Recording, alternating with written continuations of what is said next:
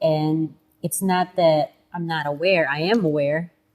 It's just not in my awareness to go up to a person and say, "Do you know you're a Moor?" You know, I just never think to do that. But if I were engaged in a conversation, perhaps it will come up. You know, it also depends on the person that I'm talking to. If that person, I can feel, you can tell if someone is receptive to what you're saying, right? They're engaged and they're interested. Then you can go into that subject because it is about them anyway.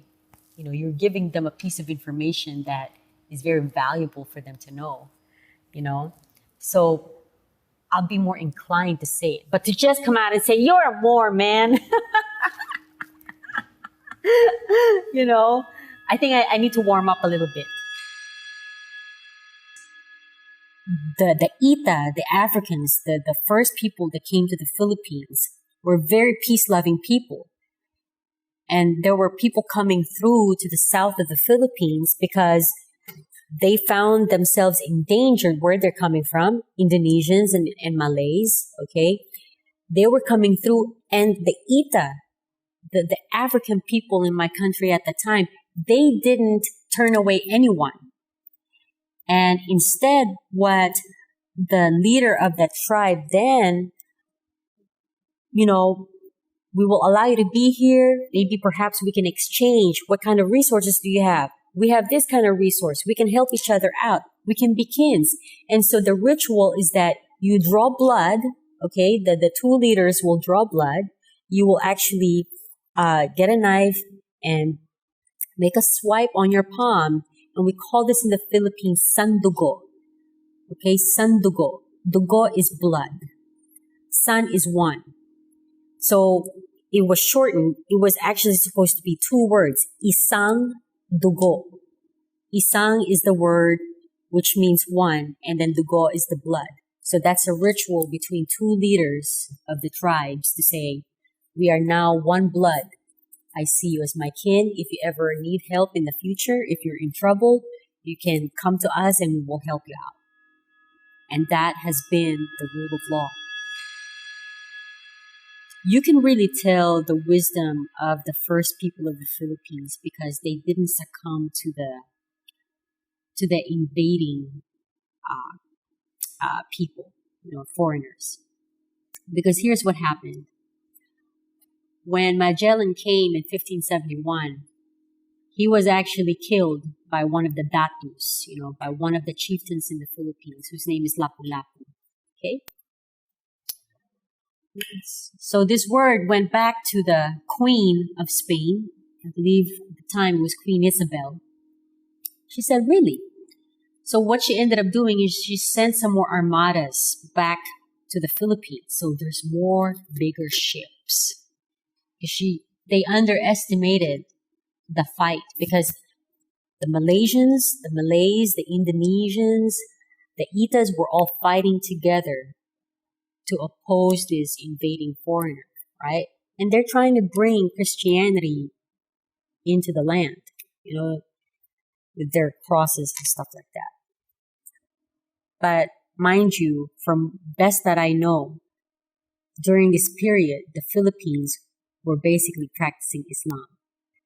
Okay? There's no other.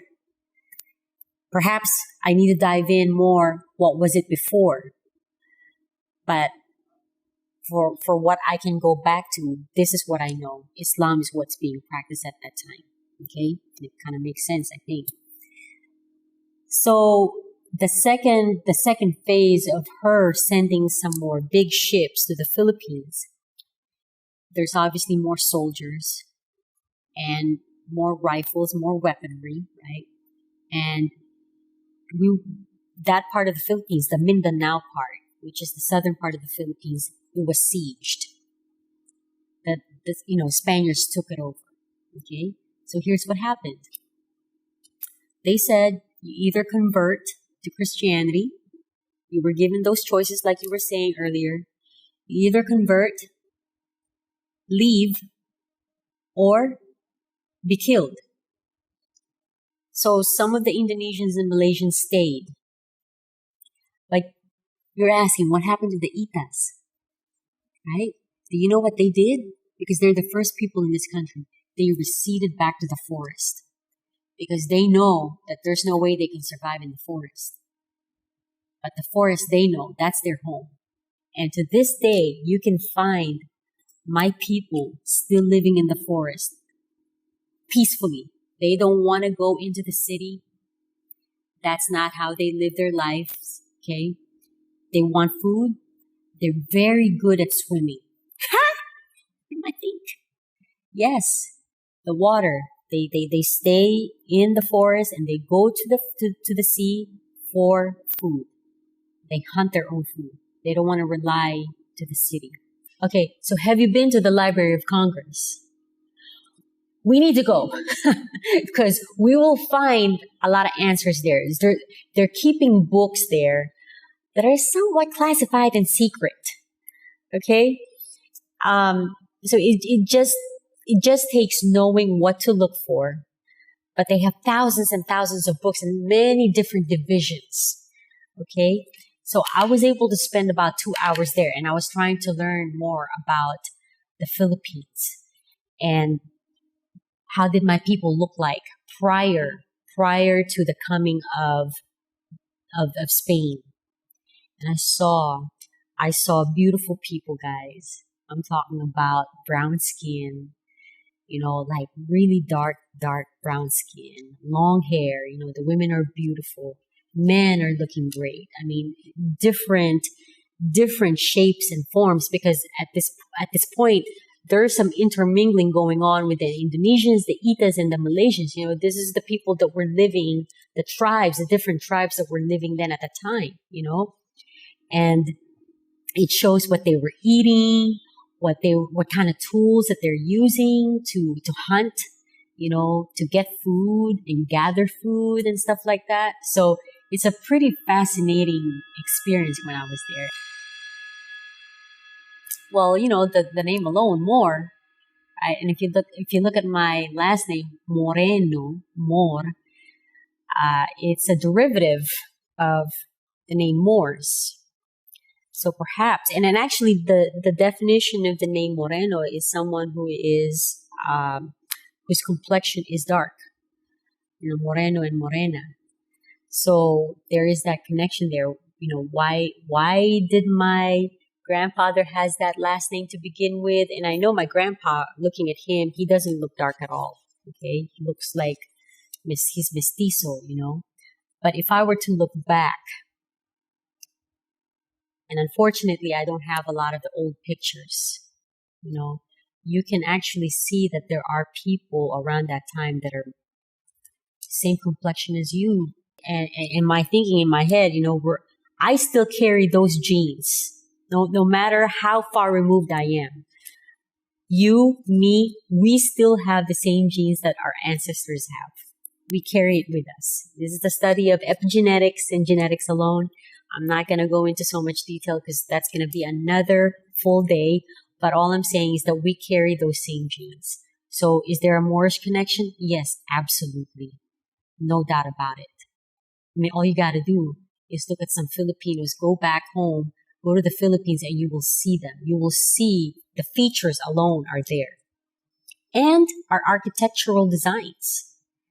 You can see it in the landscaping and some of the names of the places. Moro, Intramuros, the southern part of the Philippines have a lot of names that are derivative from the name Moors, So these are signs and these are symbols that will give you a little glimpse of history where we came from. It's a color, and it's a very Eurocentric term. And I think the whole purpose of being enlightened and continuing to evolve as a nation and as a people is to get away from all of the experiences that's been conditioned to every, if I'm just going to say it correctly, Asiatic people, right? Because that's what we really are. We all came from that continent. So Asiatic could mean anybody that's got a phenotype like yours or a phenotype like mine, but it is all Asiatic people. We all come from the same source. Wherever the Moorish Empire went, and seeing that they have been there since since the earlier times, right? The earlier periods before new generations are coming in, new migrations coming. I'm just talking about my country. My sensible thinking is telling me, and not just that, and my intuition tells me there is a connection to the Moors, right? So to say I'm black, to say you're black, what does that mean? It literally, actually, if you think about it, now that I'm thinking about it, it kind of excludes the rest of the other people that were also Moorish descent, right? And what does it mean to say black anyway? What is the definition of black? And then now we gotta contrast that. What is the definition of being a Moor means? What is a Moor? Because Moor does not designate color, right? Black is very restricting. And furthermore, who is truly black? Black is if you look at it, right? No one is just really black. Look, this black. This is black. I mean, sure, we can find some different hues of complexion, but no one is just truly completely black. In my thinking, not even the Ita in my country. No. So I think we need to move away from those terms. I don't like yellow. Yellow is a word. Again, Eurocentric thinking, they've been calling Chinese yellows, Filipinos, brown, right? So this is what I'm talking about. I think we need to move away from this conditioned thinking. This is part of the Eurocentric thinking. It didn't mean anything to us. It doesn't mean anything at all to say, hey, yo, brown? We call ourselves really Pinoy Pinay. Pinoy Pinay, or simply put, Filipino or Filipina. Then you are a person. You're not just a color, like a category of Crayolas. We need to start dealing with each other like human beings. I'm talking to you, you're a person, right?